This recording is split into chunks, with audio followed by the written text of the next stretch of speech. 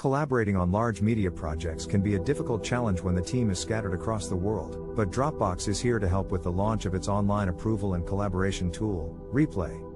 With the full launch of Dropbox Replay, the popular cloud storage service is looking to make project collaboration easier than ever before and make your workflow faster. First, a quick overview of what Replay offers. When you use Dropbox Replay, you'll be able to easily share video, images, and audio with others to get feedback, eliminating the need for additional tools. You can also collaborate on live reviews, make comments, and add timestamps, or use the new pinning and filtering features for larger teams.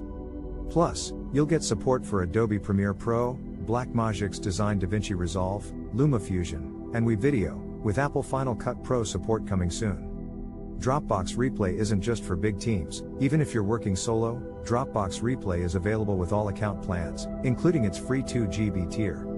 You'll have the ability to upload up to 4 image, video, or audio files at a time, but you'll still be bound by whatever your Dropbox account storage limit is. If you're working with a larger team, however, you may want to consider investing in the premium add-on for Dropbox Replay.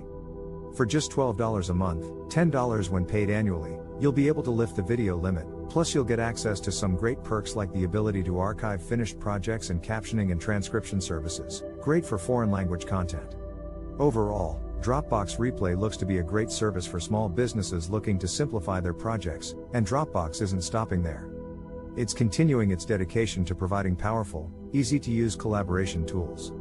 So why not try Dropbox Replay to make your projects faster, easier, and more efficient today?